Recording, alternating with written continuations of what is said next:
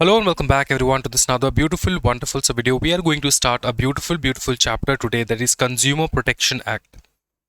The law relating to consumer protection आज हम लोग स्टार्ट करने वाले हैं. पेज 118 नोट्स जो है मैं अवेलेबल करवा दूंगा आप सबको. हमारे टेलीग्राम चैनल पे आपको नोट्स अवेलेबल हो जाएगा, ज़रूर डाउनलोड कर ले. And let's start with this beautiful chapter. The chapter talks about consumer protection.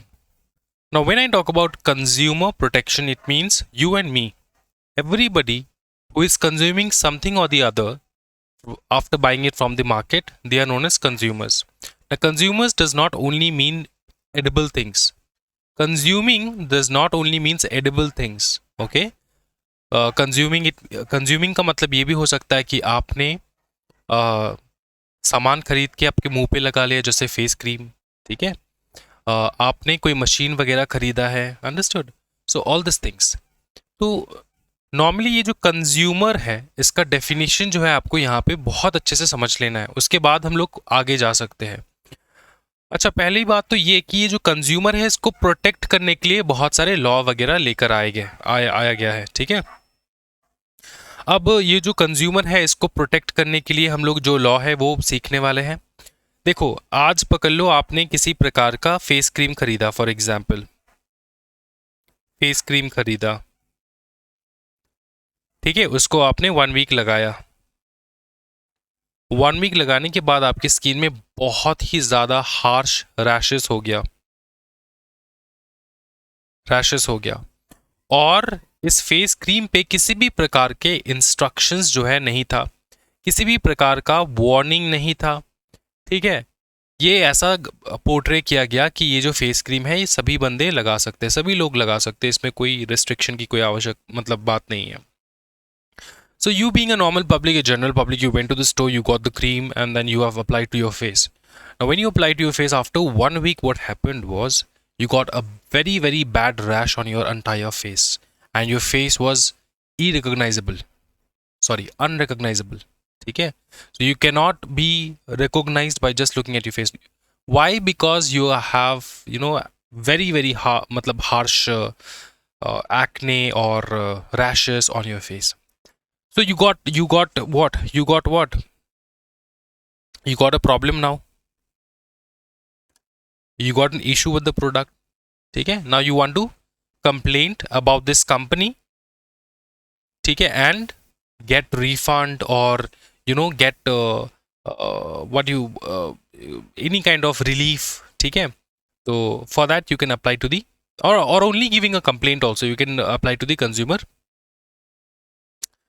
Portal. ठीक है, consumer complaint portal. Now how it is done, कैसे होता है, क्या होता है, नहीं होता है, कैसे आप लोग हेल्प जो है रेड्रेस लोगे, कंपेंसेशन कैसे मांगोगे आप लोग. ठीक है, वही चीज़ हम लोग डिस्कस करने वाले हैं हम लोग.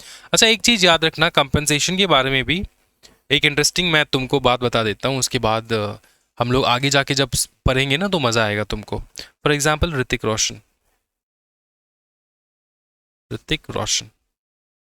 ऋतिक रोशन एंड रोहन बाबू ने सेम फेस क्रीम लगाया. Both of them got rashes. Hrithik Roshan got a compensation of 60 crore and Roshan Babu got a compensation of 60,000. ठीक है, now answer is why. The question is why Hrithik got 60 crore and you got 60,000. And the bigger question is is it even possible? Is it even legal? Is it even logical? Answer is yes, it is logical, it is possible, it is legal, everything is there. ठीक है, how and why ये answer हम लोग आगे जाकर देखेंगे, so that आपके दिमाग में क्वेश्चन मार्क बना रहे एंड इंटरेस्टिंग बना रहे चीज़ें. ठीक है, अच्छा, आज हम लोग देखने वाले कंज्यूमर प्रोटेक्शन एक्ट 2019. अच्छा, इंपॉर्टेंट डेफिनेशन में सबसे पहले तुमको डेफिनेशन समझना होगा कंज्यूमर का. ठीक है, ये वेरी इंपॉर्टेंट डेफिनेशन है. Who can file a complaint? Obviously a consumer can, sorry, a complainant can file a complaint. तो इससे पहले हम लोग कंज्यूमर का डेफिनेशन सीखेंगे. ठीक है, कंज्यूमर कौन है? कंज्यूमर वो बंदा है जिसने कोई गुड परचेज किया या तो सर्विस अवेल किया. बताओ क्या? कोई गुड परचेज किया या फिर सर्विस अवेल किया, और सिर्फ वही नहीं, उसके परमिशन से जिसने परचेज किया या तो गुड या तो सर्विस, उसके परमिशन से अगर कोई दूसरा इंसान भी उसको यूज किया तो वो भी कंज्यूमर।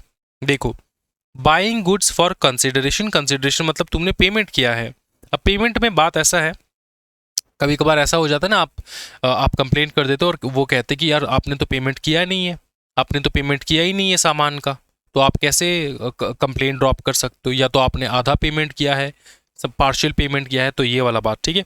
अब देखो, buy is good for consideration मतलब यहाँ पे कंसिडरेशन होना होगा, या तो तुमने पे किया, याद रखो, या तो तुमने पे किया, या तो तुमने उधार लिया, तुमने प्रॉमिस किया कि फ्यूचर में पे कर दूंगा, उधार लिया तुमने, कस्टमर जो सामान तुमने खरीदा वो तुमने उधार लिया है, दुकान से उधार लेकर आए, ठीक है। या तो तुमने आधा पेमेंट किया, या तो आधा पेमेंट ना आधा प्रॉमिस किया, आधा मैं अभी पेमेंट कर रहा हूँ, आधा बाद में पेमेंट कर दूंगा, ठीक है। डेफर्ड पेमेंट, डेफर्ड पेमेंट मतलब आगे जाके पेमेंट कर दूंगा, ठीक है, फ्यूचर में। Includes user of such good with buyers approval, इस बात का ये पॉइंट बहुत इंपॉर्टेंट है। Includes user of such good with buyers approval, पकड़ लो तुमने, तुम कौन हो, तुम हो फॉर एग्जाम्पल, तुम हो यहाँ पे रोशन, ऋतिक रोशन, तुम हो रोशन, ये नॉर्मल वाला रोशन है, ठीक है। तुमने एक साबुन खरीदा, सोप, ठीक है, घर पे सोप लेकर आए, क्या लेकर आए, सोप, लाइफ बॉय, ठीक है, ये तुमने खरीदा। या तो तुमने इसका पेमेंट कर दिया, पेमेंट पेड, या तो तुमने प्रॉमिस किया कि फ्यूचर में पे कर देंगे, ठीक है, या तो तुमने पार्टली पे किया, पार्टली प्रॉमिस किया, ठीक है। कंसिडरेशन, कंसिडरेशन के हिसाब से या तो तुमने पेमेंट किया, या तो तुमने प्रॉमिस किया, या तो तुमने आधा पेमेंट किया, आधा प्रॉमिस किया, ठीक है।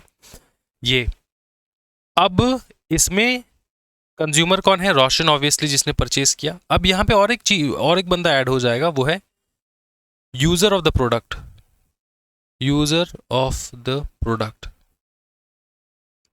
मतलब भले रोशन ने खरीदा हो और रोशन ने यूज नहीं किया हो, लेकिन कोई दूसरे इंसान ने यूज किया हो, वो कवर होगा। और वो तभी कवर होगा अगर उस दूसरे इंसान ने रोशन से परमिशन लेके यूज किया होगा। तो रोशन घर पे सोप लेकर आया, रोशन की मम्मी जी ने, नहीं मम्मी जी नहीं, अब छोटे भाई के ऊपर लगा देते हैं, ठीक है। छोटे भाई को जो है ना अभी फिलहाल के लिए यूज कर लेते हैं यहाँ पे। छोटे भाई को क्या क्या बताओ, सोप लेकर तुम लेकर आए, छोटे भाई ने कहा सोप लेकर आओ, तुम गए सोप लेकर, खरीदा कौन, रोशन, कंज्यूमर कौन, रोशन, लेकिन यूज कौन कर रहा है, छोटा भाई, छोटा भाई। क्या रोशन की परमिशन से, आंसर है यस, तो ये भी कवर हो जाएगा। घर में कोई दूसरा इंसान भी अगर यूज कर रहा हो लेकिन रोशन के परमिशन से, तो वो भी कवर हो जाएगा। क्या ये समझ में आ रहा है? अब सुनो, यहाँ पे तो मैंने रिलेटिव बता दिया, पकड़ लो कोई तीसरा इंसान जो रिलेटिव भी नहीं है, उसने यूज कर लिया, क्या ये भी कवर होगा कंज्यूमर के डेफिनेशन में? ये तीसरा इंसान है, आंडू पांडू बंदा है, कोई ना कोई बंदा होगा, ठीक है, जिसने सोप लेकर यूज कर लिया। क्वेश्चन है क्या, क्या ये बंदा जो है ये कंज्यूमर होगा तभी अगर रोशन का परमिशन लिया हो। तो यहाँ पे ये वर्ड बहुत इंपॉर्टेंट है, परमिशन लेना, विद बायर्स अप्रूवल, जिसने खरीदा है उसके अप्रूवल पे कोई यूज कर रहा हो उस गुड को। क्या ये समझ में आ रहा है? ठीक है, अच्छा। फिर देखो सर्विस, सर्विस में क्या आता है, तुमने हायर किया, अवेल किया सर्विस फॉर कंसिडरेशन। अब उसमें भी सेम डेफिनेशन होगा, paid, promise, paid, partly promise, under system of deferred payment. ये यहाँ पे तुम लिख सकते हो under system of deferred payment मतलब बाद में पेमेंट होगा। Includes beneficiary of such services with hirer's approval, ठीक है, मतलब जिसने हायर किया, पकड़ ले तुम्हारे घर पे शादी है, तुमने मेहंदी डिज़ाइन आर्टिस्ट को कॉल किया, हायर किसने किया, तुमने, तुम्हारे घर पे शादी है, बहन का शादी है, लेकिन बेनिफिशियल ओनर कौन है, बेनिफिशियल बेनिफिट कौन उठा रहा है, बेनिफिशियरी कौन है इसका, बेनिफिशियरी है तुम्हारे बहन। तो क्या बहन कंज्यूमर है? आंसर है यस। क्वेश्चन मार्क मतलब कंपनी जो है ना, पहले क्या करते थे, पहले कहते थे यार बहन ने लगाया, बहन को रिएक्शन हो गया, बहन का चेहरा जो है वो ख़राब हो गया, सॉरी चेहरे पे तो लगाते नहीं मेहंदी, हाथ पे, बहन का हाथ जो है वो ख़राब हो गया, लेकिन जो जिसने अवेल किया वो तो सेफ है ना। तो कंपनी इस बात का तर्क दे के ना निकल जाते थे। तो इसलिए कंपनी को कान पकड़ के बैठाने के लिए ये वाला प्रोविजन घुसाया कि बेनिफिशियरी कोई भी हो सकता है, ठीक है, जिसने अवेल किया सर्विस, जिसने एक्चुअली सर्विस के लिए बुक किया, हायर किया, ठीक है, वो शायद ना लगाए, लेकिन उसका जो बेनिफिशियरी है वो अगर हायरर से, मतलब जिसने हायर किया, पकड़ लो मैंने हायर किया, मेरे परमिशन से अगर मेरा बहन जो है उन्होंने मेहंदी लगाया, then it will be covered, कोई दिक्कत वाली बात नहीं है। अच्छा, यहाँ पे एक वर्ड है, जो वर्ड है कमर्शियल पर्पस। ठीक है, इसको इग्नोर एकदम भूल से मत करना, इस वर्ड को भूल से भी इग्नोर मत करना। For commercial purpose, commercial purpose, for commercial purpose, commercial purpose exclude हो जाता है। कमर्शियल पर्पस हमेशा एक्सक्लूड हो जाता है, इस बात का ध्यान रखना। ठीक है, तुमने रीसेल के लिए मंगवाया है या तो तुमने कमर्शियल पर्पस के लिए मंगवाया है, तो ये सारे जो है ना एक्सक्लूड हो जाएंगे। अगर तुमने रीसेल के लिए मंगवाया है और तुमने यूज़ कर लिया, तो ये एक्सक्लूड कंज्यूमर के डेफिनेशन में नहीं आएगा, क्योंकि तुमने रीसेल के लिए मंगवाया था। ठीक है, तुमने खुद यूज़ करने के लिए नहीं, तुमने रीसेल के लिए मंगवाया था। तो गुड हो सकता है, सर्विस हो सकता है, जो कमर्शियल पर्पस में यूज़ हो रहा हो, ठीक है, वो नहीं। जो एक्चुअली कंज्यूम कर रहा है, कंज्यूमर दुकान से ग्राहक आके खरीद के लेकर जा रहे हैं, वो कंज्यूमर होते हैं, लेकिन जो रीसेलर है वो कंज्यूमर नहीं है, इस बात का ध्यान रहे। ये जो कमर्शियल पर्पस है, इसका डेफिनेशन भी तो एक्सप्लेन करना नेसेसरी है। एग्जामिनेशन में तुम लिखोगे क्या कमर्शियल पर्पस? तुमको तो पता है, मेरे को पता है डेफिनेशन, लेकिन लिखोगे क्या कमर्शियल पर्पस में? तुमको लिखना है commercial purpose does not include using goods services exclusively for earning livelihood by means of self employment। इस बात का ध्यान रखना। एग्जाम्पल के तौर पे तुमको समझाता हूँ, पकड़ ले ऊषा का सीविंग मशीन, ऊषा का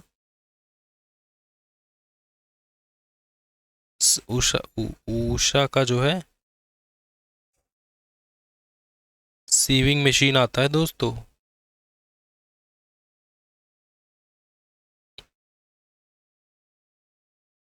ऐसा ही कुछ दिखता है सीविंग मशीन।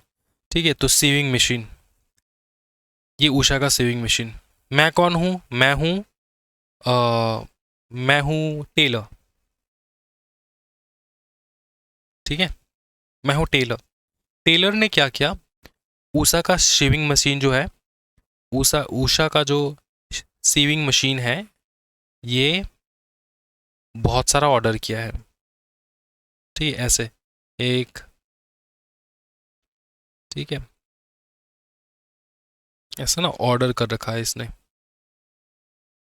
दो ऑर्डर कर रखा है इसने, दो ऑर्डर कर रखा है। ठीक है, और ये दुकान पे यूज़ करता है, कहाँ पे? दुकान पे, दुकान पे यूज़ करता है। अब कंज्यूमर के डेफिनेशन में तुम अगर देखोगे, नॉर्मल देखोगे, तो ये कमर्शियल पर्पस के लिए लाया गया है, कमर्शियल पर्पस के लिए लाया गया है ये स्विमिंग मशीन, कमर्शियली, क्योंकि ये टेलर है ना, ये दुकान में बैठ के काम करेगा, कमर्शियल पर्पस के लिए लाया गया है। लेकिन यहाँ पे बहुत सुंदर एक डेफिनेशन दिया गया है कमर्शियल पर्पस का। इस कमर्शियल पर्पसेस में ना सेल्फ एम्प्लॉयमेंट वाला जो परचेज तुम करते हो ना, वो एज अ कंज्यूमर ही हम लोग पकड़ते हैं। ठीक है, कंज्यूमर ही पकड़ते हैं। मतलब ये जो टेलर है, इन्होंने, ये सेल्फ एम्प्लॉयड है। ये कौन है बताओ? सेल्फ एम्प्लॉयड, ये खुद एम्प्लॉयड है, और वे अपने दुकान में ये सीविंग मशीन यूज कर रहे हैं, इस्तेमाल कर रहे हैं। ठीक है, तो अगर सेल्फ एम्प्लॉयमेंट में है, सेल्फ एम्प्लॉयमेंट, तो ये जो सीविंग मशीन है, बताओ क्या, ये सीविंग मशीन जो है, ये कंज्यूमर के डेफिनेशन में आ जाएगा और ये टेलर कंज्यूमर बन जाएगा, इसी प्रकार से। अच्छा बताओ, तो इसका एक केस लॉ है, मतलब ये एक्चुअली में एक केस लॉ है। इस केस लॉ का नाम क्या है? केस लॉ का नाम है दोस्तों रिंकू, रिंकू शर्मा। तुम शर्मा से याद रखो, सिर्फ रिंकू याद रखना। ठीक है, रिंकू सन ऑफ लीलू राम। ठीक है, ये कौन है? Son of Lilu Ram, Lilu Ram. इतना तो याद नहीं रख पाओगे, रिंकू याद करना। रिंकू वर्सेस, बताओ कौन? गिरिराज, गिरिराज। ठीक है, ये था केस लॉ। क्या ये समझ में आ रहा है? ये केस लॉ है, बहुत ही ब्यूटीफुल केस लॉ था। ऐसे बहुत सारे केस लॉ है। ठीक है, अभी फिलहाल जो है ये तुमको याद रखना है। अंडरस्टूड? अच्छा दूसरा जो है वो है buying goods. Hire services includes online transaction, obviously, tele shopping, direct selling, multi level marketing, ये सब अमेजोन वाले भी कवर हो जाते कंज्यूमर प्रोटेक्शन एक्ट के अंदर। अगर अमेजोन के प्रोडक्ट्स डिफेक्टिव निकले ना, तो अमेजोन को तुम या तो रिफंड, या तो रिटर्न, या तो कंप्लेंट फॉर द कंज्यूमर, अच्छा अच्छा, कंज्यूमर कौन नहीं है? कंज्यूमर कौन नहीं है? Who is not a consumer? अपने को इतना पता चल चुका है कंज्यूमर कौन है, उसके अलावा जितने भी है वो कंज्यूमर नहीं है। तो स्पेसिफिकली अगर हम लोग पॉइंट आउट करें तो वो इंसान जिसको good and service free of charge मिल जाता है, बाय करता है for resale, buy goods services for commercial purpose except livelihood exception. जैसे मैं तुमको समझाता हूँ, जैसे पकड़ लो कोई शोरूम वगैरह है, ठीक है, उसमें गाड़ी जो है वो तुमने खरीदा, मतलब खरीद के गाड़ी जो है तुमने अपने शोरूम में डाला है, ठीक है, लैक्स ऑफ लैक्स का इन्वेस्टमेंट तुमने किया है। अब ये जो तुमने डाला है, इन्वेस्टमेंट किया है, क्या तुम कंज्यूमर हो? नहीं, तुमने तो रीसेल के लिए लाया है ना। तुमने तो कंपनी से डायरेक्टली तुमने शोरूम पे गाड़ी घुसाया है फॉर रीसेल पर्पसेस, तो वो लाइवलीहुड एक्सेप्शन में नहीं आता। तुम पकड़ लो तुम एक टेलर हो, तुमने सेविंग मशीन ऑर्डर किया, तुम पकड़ लो एक और क्या क्या हो सकता है, पकड़ लो तुम्हारा फार्मिंग जो है, फार्मिंग करते हो, तुमने एक ट्रैक्टर ऑर्डर किया या फिर ट्रैक्टर खरीद के लेकर आए हो, वही डिफेक्टिव निकल गया, तो क्या तुम फार्मिंग करते हो इसलिए क्या वो ट्रैक्टर जो है वो कमर्शियल पर्पस में काउंट किया जाएगा? नहीं, तुम लाइवलीहुड के लिए यूज़ कर रहे हो उस ट्रैक्टर को। क्या ये समझ में आ रहा है ना दोस्तों? तो ये लाइवलीहुड एक्सेप्शन जो है ये सिर्फ दिमाग में रखना है तुमको बस।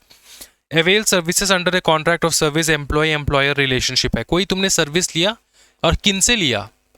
जिनसे भी लिया, शायद वो तुम्हारा एम्प्लॉयर या तो एम्प्लॉई हो, तो एम्प्लॉयर एम्प्लॉई का रिलेशनशिप अगर स्टैब्लिश हो जाए तो वहाँ पे जो सर्विसेज तुम लेते हो ना, उसमें कोई डिफेक्ट वगैरह आ गया तो वो कंज्यूमर नहीं होते, ठीक है।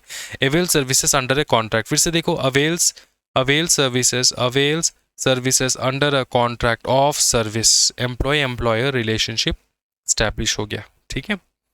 बस इतना ही तुमको याद रखना है। बाकी की जो डेफिनेशंस है वो बहुत ईजी है। जैसे कंप्लेनेंट मैं करवाऊंगा, जैसे कि मैं तुमको समझाता हूँ, डिफेक्ट किसको कहा जाता है, गुड किसको कहा जाता है, बस ये तुम घर में बैठ के आराम से कर लेना, ठीक है। इजी इजी चीज़ है। अब कंप्लेनेंट कौन हो सकता है? कंप्लेनेंट याद रखना, इसको अच्छे से याद रखना है कि खुद कंज्यूमर हो सकता है, any registered voluntary consumer association हो सकता है। तुम अकेले नहीं गए क्योंकि तुम डरते हो, तो तुमने एक एसोसिएशन के पास गए जो तुम्हारे बिहाफ पे केस लड़ रहा है। सेंट्रल गवर्नमेंट और स्टेट गवर्नमेंट भी कंज्यूमर कंप्लेनेंट हो सकते हैं। फिर द सेंट्रल अथॉरिटी हो सकता है जो फाइल कर सकता है कंप्लेंट। फिर वन और मोर कंज्यूमर्स हो सकते हैं, लीगल हेयर हो सकता है और रिप्रेजेंटेटिव हो सकता है। पकड़ लो स्किन में बहुत ज़्यादा रैशेज, तुम हॉस्पिटलाइज्ड हो, अब तुम कंज्यूमर प्रोटेक्शन कोर्ट में थोड़ी ना घूमते रहोगे, समझ में आ रहा है। फिर पेरेंट और लीगल गार्जियन हो सकते हैं, तो ये आ जाएगा कंज्यूमर के डेफिनेशन, कंप्लेनेंट के डेफिनेशन के अंदर, ठीक है। अच्छा, बस इतना तुमको याद रखना है। कंप्लेनेंट कौन है, वॉट कॉन्स्टिट्यूट्स ए कंप्लेनेंट, सिर्फ तुम्हारे दिमाग में ये रखना है कि वो इंसान कंप्लेनेंट है जिसको अनफेयर, जिसके साथ या तो जो वो जिसको रिप्रेजेंट कर रहा है उसके साथ कोई अनफेयर घटना घटा आफ्टर यूजिंग द प्रोडक्ट या फिर सर्विस, ठीक है, तो वो है कंप्लेनेंट, सीधी बात। जैसे unfair contract, an allegation is in writing seeking relief, मतलब जो बंदा रिलीफ सीख कर रहा हो और उसने एलिगेशन इन राइटिंग में दिया हो। किस प्रकार का एलिगेशन सर? अनफेयर कॉन्ट्रैक्ट और unfair restrictive trade practices, defective good, deficient services, charging excess price, offering hazardous good for sale to public, offering hazardous services likely to cause harm and injury, a claim under the product liability action, ठीक है। तो ये सारे जो है ना against manufacturer, seller, service provider, ठीक है। तो इस प्रकार के कंप्लेंट्स आप लेकर जा रहे हो तो आप कंप्लेनेंट हो। जो बंदा कंप्लेन करता है फॉर रिलीफ तो वो कंप्लेनेंट होता है, सिंपल चीज। फिर आगे देखेंगे हम लोग।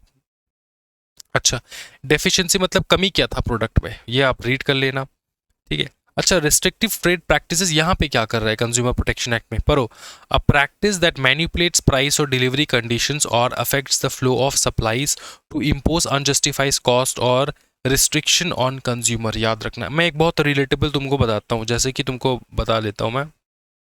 पकड़ लो, ये जो फूड डिलीवरी एप्लीकेशंस है, फूड डिलीवरी एप्लीकेशंस है, जितने भी फूड डिलीवरी एप्लीकेशंस है वो दिन ब दिन क्या कर रहे हैं, एडिशनल चार्जेस ऐड कर रहे हैं। एक है रेन चार्ज, ठीक है, रेन हो रहा है तो चार्ज। एक है एक पर्टिकुलर डिस्टेंस का चार्ज, एक्स्ट्रा डिस्टेंस कवर होके आ रहा है तो उसका चार्ज। तो ऐसे करके ना एडिशनल पैकेजिंग का चार्ज, क्या अनशन चार्जेस जो है ना वो लोग ऐड कर करके जो भी प्रोडक्ट हम लोग परचेज कर रहे हैं या तो सर्विस अवेल कर रहे हैं, 3x 4x 10x उसका प्राइस बढ़ा देते हैं। तो अभी फिलहाल जो है ना ये लोग जो कर रहे हैं इसके कारण क्या हो रहा है, प्राइसेस मैनिपुलेट हो रहा है, प्राइस जो है ज़्यादा बढ़ रहे हैं। क्यों? Because of all this things. ठीक है, because of all this things. तो इसलिए इनके अगेंस्ट के हम लोग कंप्लेंट कर सकते हैं। Answer yes. तब कंप्लेंट करना जब रीजनेबल अमाउंट बढ़ जाए, मतलब सीरियसली कोई एक चीज़ जो है वो 200 रुपये है, वो अगर 1200 रुपये हो जाए तो यू कैन कंप्लेंट। ठीक है, तो उनको तो लड़ने का पूरा अधिकार होगा। क्या ये समझ में आ रहा है ना दोस्तों? तो ये ध्यान रखना कि अब प्रैक्टिस कोई ऐसा प्रैक्टिस चल रहा है मार्केट में जो मैनिपुलेट करता है प्राइस को, या तो डिलीवरी कंडीशंस को मैनिपुलेट कर रहा है, अफेक्ट करता है फ्लो ऑफ सप्लाईज को, फ्लो ऑफ सप्लाई को अफेक्ट कर रहा है। ये भी हो सकता है कि कोई बंदा जो है ना जिसके पास सामान है लेकिन वो रोक के रखा है, सामान नहीं देगा तुमको। इससे क्या होगा? इससे सामान के फ्लो को जो है झटका लगेगा, क्योंकि फ्लो नहीं हो रहा है, फ्लो नहीं हो रहा, जमा हो रहा है, प्राइस हाइक हो जाएगा। इसी प्रकार से ना ये जो अनियन का प्राइस 100 रुपये निकल गया था, 100 रुपये चला गया था, ये सब होता है। ठीक है, जब ये अनफेयर ट्रेड प्रैक्टिसेस होते हैं, अनफेयर ट्रेड प्रैक्टिसेस समझ में आ रहा है ना, जहाँ पे वो सामान जो है ना तुमको देते ही नहीं, तुमको देंगे ही नहीं, सामान नहीं देंगे तुमको। क्यों नहीं देंगे? क्योंकि वो रोक के रखेंगे सामान, जब प्राइस बढ़ जाएगा तब देंगे। आलू, प्याज, इस प्रकार के प्रोडक्ट के साथ, गुड्स के साथ ये मोस्टली होता है। ठीक है, अच्छा अच्छा, इसमें क्या क्या इंक्लूड होता है दोस्तों? इसमें होता है इंक्लूड, देखो एक बार अच्छे से, इंक्लूड होता है delay in providing good services leading to price rise, requiring purchase higher और other good services as a precondition. मतलब अगर तुमको ये करना है तो तुमको वो करना होता है। ठीक है, समझ में आ रहा है? मतलब प्री कंडीशन है कि तुमको ये प्रोडक्ट चाहिए तो इसके साथ तुमको ये लेना ही होगा। इस प्रकार से अगर तुम बाइक खरीदने जा रहे हो उसके साथ एक छोटा सा 4 हेलमेट खरीदना ही होगा, ये मैंडेटरी कर दिए। 4 हेलमेट, 4 हेलमेट, बाइक में 4 लोग थोड़ी ना उठेंगे कि हम लोग 4 हेलमेट खरीदेंगे, लेकिन ये प्री कंडीशन है। इस प्रकार से अनफेयर कंडीशन अगर लगा दिए तो कंज्यूमर प्रोटेक्शन में कंप्लेंट कर सकते हो। सर्विस के डेफिनेशन में क्या क्या आता है एक बार रीड कर लेना। अनफेयर ट्रेड प्रैक्टिसेस क्या है? पहला देखो, अनफेयर ट्रेड प्रैक्टिस में आता फॉल्स रिप्रेजेंटेशन। जो सामान तुम्हारा है, जो सामान तुम बेच रहे हो, ठीक है, उसको तुम फॉल्सली रिप्रेजेंट कर रहे हो। ठीक है, झूठा सामान बेच रहे हो, किसी दूसरे सामान का गुण दिखा के, ठीक है, बेनिफिट दिखा के डुप्लीकेट सामान बेच रहे हो। तो about standard, quality, grade, model etcetera, false representation. फिर मिसलीडिंग प्रॉमिस कर रहे हो कि हम लोग गारंटी देते कि 1 साल में ख़राब हो गया तो हम लोग नया फ़ोन तुमको वापस कर देंगे। ठीक है, पोको वालों ने, पोको, रियलमी, शाओमी, जितने भी चाइनीज़ प्रोडक्ट है उन्होंने ऐसा निकाल दिया, लेकिन जब तुम क्लेम करने जाओ तो वो लोग मना कर रहे हैं। तो क्या मिसलीडिंग प्रॉमिस कर रहे हैं? क्या प्रॉमिस कर रहे हैं? मिसलीडिंग प्रॉमिस हो रहा है। फिर मिसलीडिंग प्राइस जो है फॉल्स है। ठीक है, representing a false ordinary selling price. तो जो सेलिंग प्राइस नहीं है उसको तुम रिप्रेजेंट करके बता रहे हो कि ये प्राइस है, मतलब 5 रुपये दाम है लेकिन तुम 20 रुपये ले रहे हो। फिर डिस्पैरेजिंग गुड्स, इसका मतलब ये होता है कि giving false misleading fact disparaging another's good service and trade. मतलब तुम बता रहे हो कि ये जो तुम्हारा प्रोडक्ट है ना, ये उस प्रोडक्ट से बेटर है, या फिर उस प्रोडक्ट जो है उसका सेम टू सेम है, इस प्रकार से तुम बता रहे हो। ठीक है, बेट एडवर्टाइजमेंट। बेट पता है ना, जब मछली पकड़ने के लिए जाते हैं हम लोग क्या डालते हैं? हम लोग रिवर में क्या डालते हैं? बेट डालते हैं, सो दैट पकड़ा जाए। ठीक है, उसी प्रकार से advertising good service at a bargain price without intending to offer them और विदाउट रीजनेबल स्टॉक। ठीक है, तुम एडवर्टीजमेंट डाल दिए। फॉर एग्जाम्पल मैं तुमको समझाता हूँ, तुमने एडवर्टीजमेंट डाल दिया, ठीक है, कि पकड़ लो दिवाली वाली के टाइम पे ना ये एडवर्टीजमेंट ज़्यादा निकलता है। जैसे शोरूम के एडवर्टीजमेंट्स तुम्हारे फ़ोन में, तुम्हारे मोबाइल पे, फ़ोन में, लोकेलिटी में तुमको देखने को मिलेगा। मॉल वगैरह जो है ना, उन्होंने एडवर्टीजमेंट निकाला है, ये वो बोला है कि 5 के अगर तुम 1 टी शर्ट खरीदोगे तो 2 फ्री। ठीक है, 1 टी शर्ट खरीदोगे 2 फ्री, ये इस प्रकार से उन्होंने एडवर्टीजमेंट निकाला। 1 टी शर्ट खरीदोगे लेकिन 2 फ्री मिलेगा तुमको।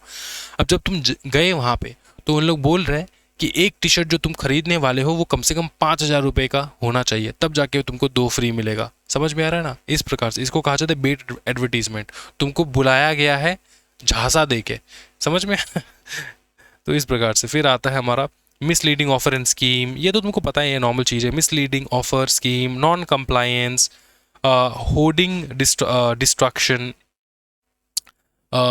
फिर है spurious good, deceptive practices, selling fake और यूजिंग डिसेप्टिव मतलब क्या? डिसेप्टिव का मतलब होता है तुम डिपिक्ट कर रहे हो, ठीक है, मतलब जो सामान नहीं है तुम्हारा वो तुम बता रहे हो कि यार ये तो सबसे बेस्ट है, इस प्रकार से। Not selling, not issuing bill and receipt, refusing return and refunds, disclosing personal information, ठीक है। तो ये वाला चीज, ये सारा जो है ना आपको अनफेयर ट्रेड प्रैक्टिसेस के अंदर में आ जाएगा। तो यहाँ से रीड कर लेना, हेडिंग यू रीड कर लेना, घर एग्जामिनेशन में बना के लिखना है भीतर में, ठीक है। अच्छा, फिर हम लोग देखेंगे यहाँ पे, ये डेफिनेशन हो चुका है।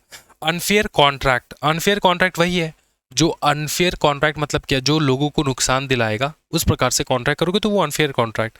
अ कॉन्ट्रैक्ट बिटवीन, देखो फिर से देखो, a contract between a manufacturer, trader, service provider and consumer with terms causing significant change in consumers right, for example requiring excessive security deposit, ठीक है।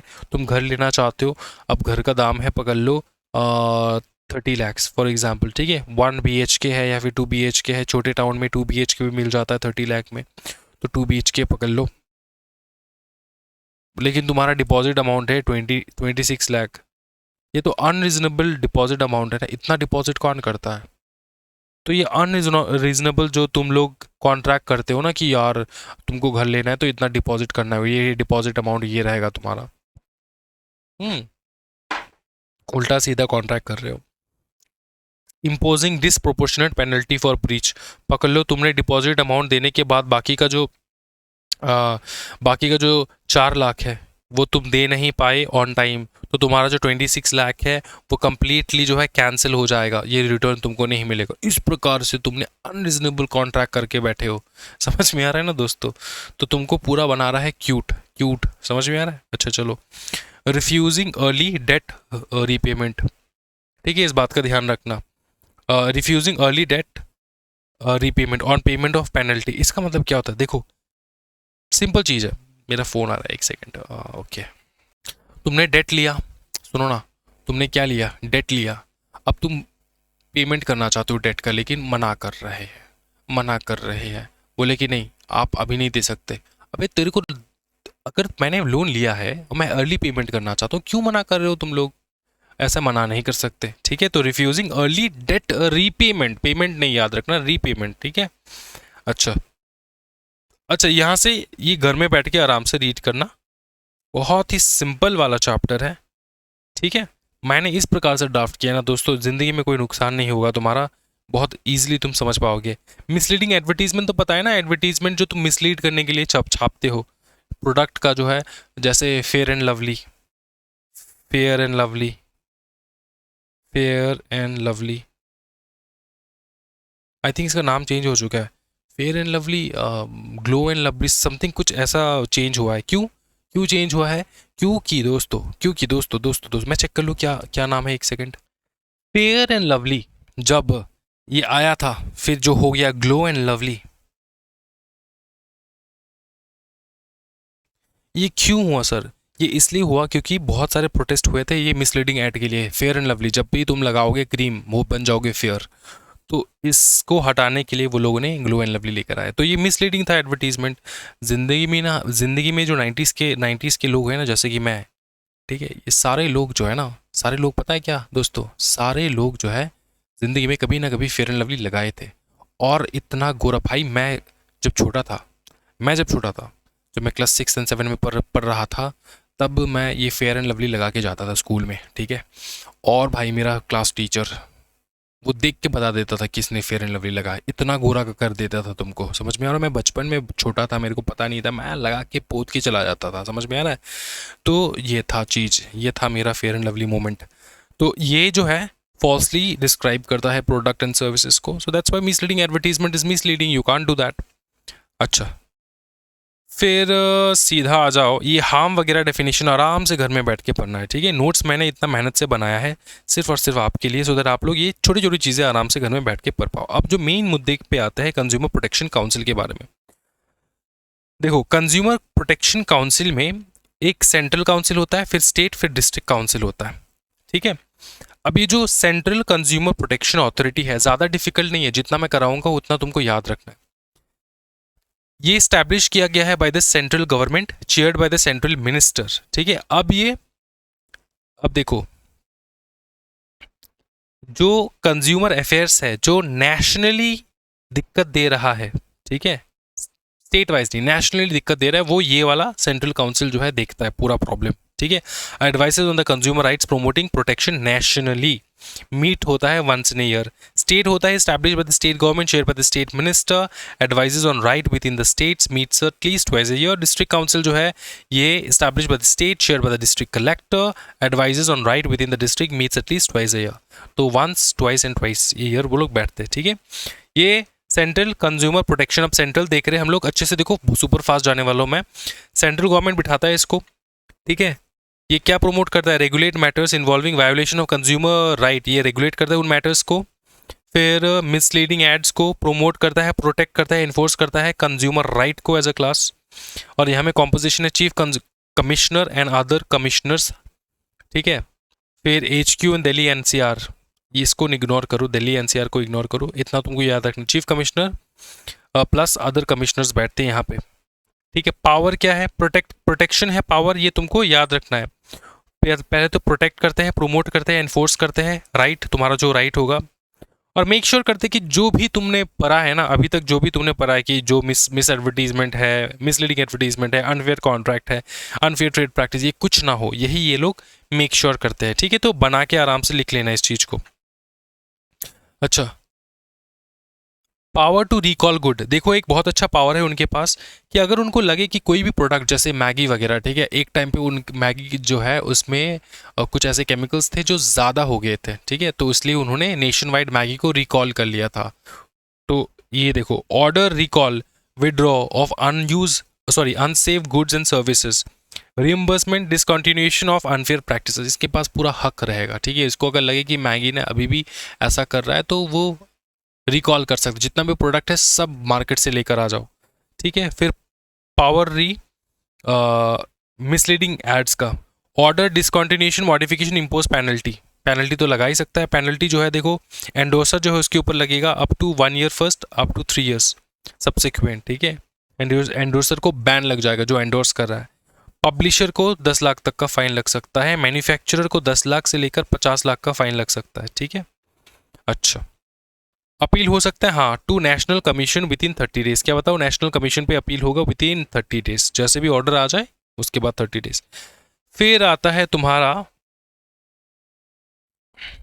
Consumer dispute redressal commission. अब देखो यहाँ पे ये क्या है, कंज्यूमर प्रोटेक्शन अथॉरिटी, दोनों में बहुत डिफरेंस है। एक है सेंट्रल कंज्यूमर प्रोटेक्शन अथॉरिटी, दूसरा है कंज्यूमर डिस्प्यूट रेड्रेसल कमीशन, ठीक है। रेड्रेसल कमीशन ये है कमीशन जहां पे तुम कंप्लेंट करोगे, जहां पे तुम कंप्लेंट करोगे, याद रखना, जहां पे तुम कंप्लेंट करोगे। अच्छा, ये जो है ये तुम्हारा होता है डिस्ट्रिक्ट कंज्यूमर में डिवाइड होता है, state consumer dispute redressal and national consumer dispute redressal में डिवाइडेड होता है, 3 पार्ट में डिवाइडेड होता है। तुमको कोई दिक्कत आ रहा है स्टेट लेवल का तो स्टेट रेड्रेसल कमीशन में जाओ, अगर सेंट्रल लेवल का तो सेंट्रल रेड्रेसल कमीशन में जाओ, अगर डिस्ट्रिक्ट लेवल का तो डिस्ट्रिक्ट रेड्रेसल कमीशन में जाओ, ठीक है। तो ये हम लोग देखने वाले हैं, अभी बहुत इंटरेस्टिंग होने वाला है, आराम से देखेंगे। देखो सबसे पहले आपको ये समझना है कि कंज्यूमर डिस्प्यूट रेड्रेसल कमीशन, ये जो है कंज्यूमर डिस्प्यूट रेड्रेसल कमीशन जो है ये, और कंज्यूमर कहा गया, consumer dispute redressal commission and consumer protection council, ठीक है, या फिर consumer central consumer protection authority, इनमें क्या डिफरेंस है? एक है CCPA, दूसरा है DCDRC, ये तो डिस्ट्रिक्ट का हो गया। पूरा बताऊं तो consumer dispute redressal committee, CDRC, ठीक है, इसको CDRC लिख लेते हैं,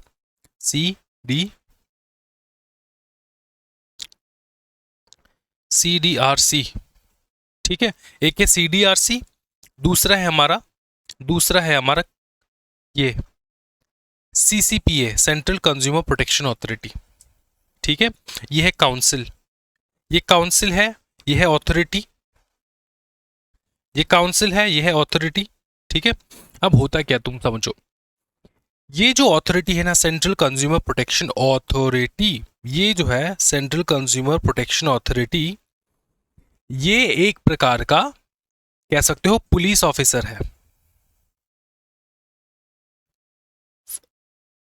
एज एन एग्जाम्पल मैं लिख रहा हूं, क्या बताओ, पुलिस ऑफिसर है, क्या है बताओ, पुलिस ऑफिसर है। ठीक है, रेगुलेटरी अथॉरिटी है, ये एक्चुअली में क्या है, अथॉरिटी है ना, तो ये क्या है, रेगुलेटरी अथॉरिटी। अब ये जो पुलिस ऑफिसर है, पकड़ लो तुमने कोई जो है, अच्छा पुलिस ऑफिसर नॉर्मल है, जो ये टर्म है पुलिस ऑफिसर, पुलिस को तो पता है ना तुमको, उनका काम क्या होता है, उनका काम सिर्फ क्रिमिनल को पकड़ना होता है, या फिर क्रिमिनल मतलब कहाँ कहीं पे अगर उल्टा सीधा काम हो रहा है तो उस काम को रोकना भी होता है, उस काम को रोकना भी होता है, पुलिस का वही काम है, इसका भी यही काम है। इसका काम ये है, ये जो सेंट्रल कंज्यूमर प्रोटेक्शन अथॉरिटी है ना, इसका मेन काम ये है कि कोई भी उल्टा सीधा चीज हो रहा हो, वायोलेशन ऑफ कंज्यूमर राइट अगर वायोलेट हो रहा हो किसी भी प्रकार का, तो ये उस चीज को देखेगा। ठीक है, अगर वायोलेट हो रहा तो उस पे उसको रेगुलेट करेगा, समझ में आ रहा है, इन्वेस्टिगेशन वगैरह सब कुछ ये करेगा। ठीक है, अब सुनो, ये जो हमारा सेंट्रल डिस्प्यूट रेडिसल कमीशन है, sorry consumer dispute redressal commission है, इसमें 3 प्रकार का है, एक है तुम्हारा आ जाएगा डिस्ट्रिक्ट लेवल का, एक है तुम्हारा आ जाएगा स्टेट लेवल का, दूसरा आ जाएगा तुम्हारा सेंट्रल लेवल का। तो ये होता है सेंट्रल डिस्प्यूट, आप कह सकते हो central dispute redressal commission, state dispute redressal commission, या फिर डिस्ट्रिक्ट डिस्प्यूट रेडिसल कमीशन हो सकता है। ये कौन है, ये है तुम्हारा कोर्ट, ये है तुम्हारा कोर्ट। ठीक है, समझ में आ रहा है, ये है तुम्हारा कोड, जहां पे तुम कंप्लेंट फाइल करते हो, जहां पे तुम कंप्लेंट फाइल करते हो, जहां पे तुम कंप्लेंट बताओ फाइल करते हो। क्या ये समझ में, ये एजुडिकेटरी बॉडी होता है, एजुडिकेटरी मतलब समझ, जो जजमेंट देता है, एजुडिकेटरी बॉडी होता है, समझ में आ रहा है।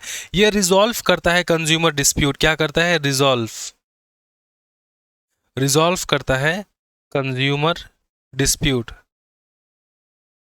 अब तुमको बताता हूं मैं, ये जो हमारा कंज्यूमर डिस्प्यूट रिजॉल्व करता है, और दूसरा कौन है, सेंट्रल कंज्यूमर प्रोटेक्शन अथॉरिटी, ये प्रोटेक्ट करता है, ये प्रोटेक्ट करता है। अब सुनो, बात ये है कि अगर CCPA को ऐसा कोई पता चला, देखो तुम्हारे साथ कोई भी नुकसान हो रहा है, तुम किसको कंप्लेन करोगे, CCPA को कंप्लेन नहीं करोगे, तुम कंप्लेन करोगे यहाँ पे, या तो अगर डिस्ट्रिक्ट लेवल का तो डिस्ट्रिक्ट, स्टेट लेवल का स्टेट, सेंट्रल लेवल का तो सेंट्रल। ये कैसे पता चलेगा सेंट्रल, डिस्ट्रिक्ट, स्टेट, हाँ, ये कांड के ऊपर डिपेंड करता है कि कितना बड़ा कांड हुआ है, समझ में आ रहा है। अब ये देखो, ये जो रिजॉल्व कंज्यूमर डिस्प्यूट है, ये कौन क्या करता है, ये रिजॉल्व करता है डिस्प्यूट, तो तुम इनको कंप्लेंट करोगे। अब देखो, अब अगर ये क्या करेगा, ये पुलिस ऑफिसर है, ये खुद से जाकर भी देख सकते कि सब कुछ सही है गलत है, क्या चल रहा है नहीं चल रहा है। अगर इसको लगा कुछ भी गलत हो रहा है तो ये क्या करेगा, ये पुश कर देगा, वो कंप्लेंट कहाँ पे पुश करेगा, यहाँ पे कंप्लेंट पुश कर देगा। ठीक है, अब वो अकॉर्डिंगली पुश करेगा, या तो डिस्ट्रिक्ट, या तो स्टेट, या तो सेंटर में पुश कर देगा। क्या ये समझ में आ रहा है, यही है वो दरवाजा जो तुमको खटखटाना है। ठीक है, खटखटाने के लिए कहाँ पे जाए, सर एड्रेस बता दो, एड्रेस तुमको बता रहे हैं ऑनलाइन, बता रहे हैं आजकल सब कुछ ऑनलाइन हो रहा है, http://edaakhil.nic.in, यहाँ पे तुमको जाना होता है, फिर तुमको कंप्लेंट अपना रजिस्टर करना होता है। क्या है तुमको समझ में आ रहा है। अच्छा, ये बेसिक डिफरेंस तुमको समझ में आ चुका होगा। अब मैं तुमको यहाँ का जो है, ये बेसिक डिफरेंस तुमको समझ में आ चुका, सेंट्रल कंज्यूमर प्रोटेक्शन अथॉरिटी के समझ में आ चुका। अब तुमको यहाँ का तुमको कुछ डिटेल्स दिखाने वाला हूँ, और बहुत स्पीड तरीके से मैं कराने वाला हूँ, क्योंकि ये बहुत ही ईजी है, सिर्फ तुमको याद रखना है। देखो, इन राइटिंग ऑफलाइन भी भेज सकते हो, ऑनलाइन भी भेज सकते हो। ऑनलाइन भेजने का एड्रेस मैंने ये तुमको बता दिया है, ऑफलाइन कैसे भेजे, रजिस्टर्ड पोस्ट में के द्वारा तुम भेज सकते हो। ठीक है, अच्छा, फी भी तुमको देना होता है, जो तुम्हारा फी चार्ज होगा, चार्जेबल होगा, वो तुमको देना होता है। फिर include name, addresses, fact supporting documents तुमको इंक्लूड करना होगा, जो भी तुम्हारे पास एविडेंसेस है, तथ्य है, वो तुमको दिखाना होगा कि भैया मेरे पास ये एविडेंसेस हैं, इसके बेसिस पे मैं कंप्लेंट कर रहा हूँ। 3 कॉपी जाएगा। ठीक है, plus normally 3 copies needed, opposite party के लिए चाहिए होता है। अच्छा, लिमिटेशन पीरियड यहाँ पे लग जाएगा। याद रखना, तुम्हारा कुछ भी कंज्यूमर रिलेटेड प्रॉब्लम है ना, तो तुम्हारा लिमिटेशन पीरियड रहेगा 2 साल। क्या तुम समझ पे आ रहा है तुमको? हाँ जी, क्या 2 साल के बाद तुम जा सकते हो? आंसर है जा सकते हो। तुमको सफिशिएंट कॉज दिखाना होगा, बस सफिशिएंट कॉज हम लोगों ने जो है लिमिटेशन एक्ट में पढ़ रखा है, तो तुमको सफिशिएंट कॉज दिखाना होगा। लिमिटेशन पीरियड है 2 साल, मतलब तुम जो कंप्लेंट करोगे वो 2 साल के अंदर अंदर करना होगा। ठीक है, सफिशिएंट कॉज जो है दिखा के थोड़ा तुम्हारा एक्सटेंड हो सकता है। ठीक है, उसके बाद देखो, अगर पार्टी अग्री कर ले तो मीडिएशन के लिए बोल सकता है कमीशन। कमीशन बोलेगा कि मीडिएशन करवा लो, दोनों के बीच में मीडिएशन करवा लो, समझौता करवा लो। ठीक है, ये भी हो सकता है। ये हो गया तुम्हारा मतलब नॉर्मली जो तुम्हारा कंज्यूमर डिस्प्यूट रिड्यूसल कमीशन है उसके बारे में तुमको पता चल चुका है। अब हम लोग पार्ट वाइज देखेंगे। क्या पार्ट वाइज देखेंगे? पार्ट वाइज देखेंगे कि कहाँ कब हम लोग स्टेट में जाएंगे, कब हम लोग डिस्ट्रिक्ट में जाएंगे एंड कब हम लोग सीधा सेंटर में जाएंगे। अब स्टैब्लिशमेंट तो तेरे को पता है, डिस्ट्रिक्ट का कौन स्टैब्लिश करेगा? नरेंद्र मोदी आके तो स्टैब्लिश नहीं करेगा, इसको तो ममता बनर्जी को ही करना होगा, मतलब स्टेट गवर्नमेंट करेगा इन ईच डिस्ट्रिक्ट। ठीक है, एक से ज़्यादा भी हो सकता है, मोर देन वन भी वो लोग स्टैब्लिश कर सकते हैं डिस्ट्रिक्ट का रिड्रेसल कमीशन। कॉम्पोजिशन रहेगा प्रेसिडेंट प्लस मिनिमम 2 मेंबर। फिर पिक्यूनरी जुरिस्डिक्शन देखो, जिससे तुमको पता चलता है कि तुमको डिस्ट्रिक्ट में जाना है, स्टेट में जाना है, या फिर तुमको जाना है सेंट्रल पे। ठीक है, देखो, complaints where value of good service is less than 50 lakh, अगर 50 लाख या फिर उससे कम है तुम्हारा वैल्यू, तुमने कोई भी सामान खरीदा है जो 50 लाख का है या फिर उससे कम है, 50 लाख या फिर उससे कम, मोर देन नहीं, याद रखना, इक्वल्स टू या फिर इक्वल्स टू, इसका साइन का मतलब समझ में ना, इक्वल्स टू या फिर लेस। देखो देखो, इक्वल्स टू या फिर लेस देन। ठीक है, लेस देन कितना? 50 लाख। 50 लाख अगर हो तो तुम डिस्ट्रिक्ट के पास जाओगे। क्या ये तुम समझ में आ रहा है? ठीक है, बस इतना तुमको याद रखना, बाकी नॉर्मल चीज़ है। तुम डॉक्यूमेंट्स वगैरह लेकर जाओगे, ये एकदम नॉर्मल चीज़ है। ठीक है, जो तुमको करना होगा वो मैं तुमको बता देता हूँ। अच्छा, पावर क्या रहता है इनका? पावर वही है रहता है, देखो, can order removal of defect, replacement के लिए ऑर्डर को कर सकता है, डिफेक्ट हटाने के लिए, या तो रिफंड के लिए, या तो कंपेंसेशन के लिए। ठीक है, कहाँ पर थे हम लोग? हाँ, can order removal of defect, replacement के लिए, रिफंड के लिए बोल सकता है, कंपेंसेशन के लिए, डिसकंटिन्यूएशन हो सकता है ऑफ अनफेयर ट्रेड प्रैक्टिसेस, अगर अनफेयर कोई ट्रेड प्रैक्टिस हो रहा है तो डिसकंटिन्यू हो सकता है, विड्रॉवल हो सकता है, सिसेशन हो सकता है हैजर्डियस गुड्स का, अगर हैजर्डियस गुड्स है, बहुत डेंजरस सब्सटेंस है, तो उसको बंद कर दिया जा सकता है। करेक्टिव ऐड करो, अगर ऐड का कंप्लेंट है तो ऐड को करेक्ट करने के लिए बोल सकते हैं, कॉस्ट एक्सेट्रा, जो भी रिलीफ उनसे हो पाए कोर्ट से वो करवाएगा। ठीक है, क्या ये समझ में आ रहा है? अच्छा,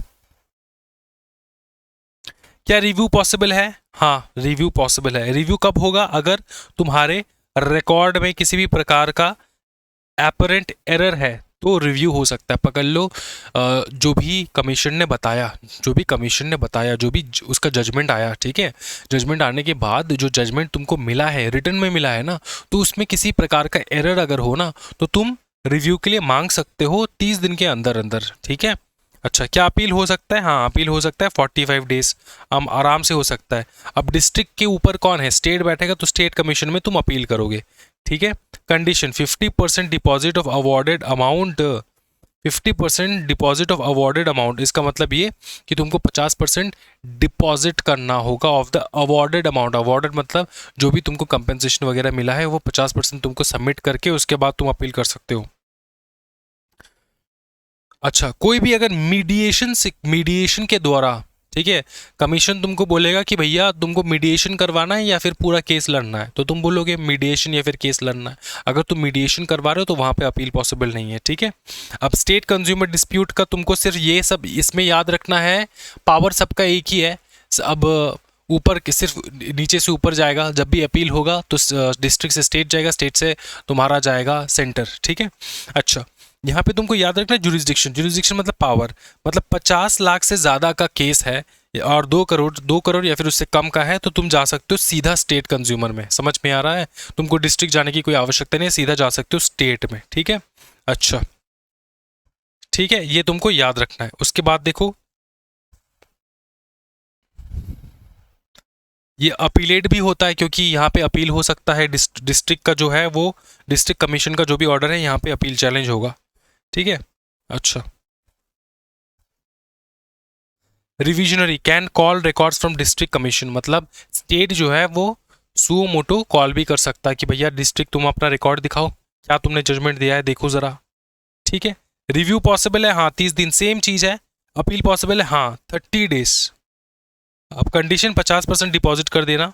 अब कहाँ पे जाएगा ये, नेशनल कमीशन पे जाएगा। अब ये होता है सेंटर का सीधा नेशनल लेवल, ठीक है, नेशनल लेवल। तो यहाँ पे करेक्ट कर लो, ये जो चीज़ मैंने बताया था सेंटर, सेंटर मतलब नेशनल, एक ही चीज़ है, लेकिन तुमको यहाँ पे नेशनल याद रखना होगा, ठीक है। अच्छा, national consumer dispute redressal commission, यहाँ पे तुम तब जाओगे जब तुम्हारा 2 करोड़ से ज़्यादा का कंप्लेंट है, तब तुम यहाँ पे जाओगे, ठीक है, बस सिंपल। रिव्यू पॉसिबल है, हाँ जी रिव्यू पॉसिबल है। अब इसके ऊपर सेंटर नेशनल के ऊपर कौन बैठता है, वो होता है सुप्रीम कोर्ट। तुमको अगर अपील करना है तो तुम हाँ अपील कर सकते हो, 30 दिन के अंदर अंदर सुप्रीम कोर्ट को सीधा जा सकते हो, सुप्रीम कोर्ट के पास 50% डिपॉजिट करवा लेना, बस इस बात का ध्यान रखना है, ठीक है। अच्छा, खत्म।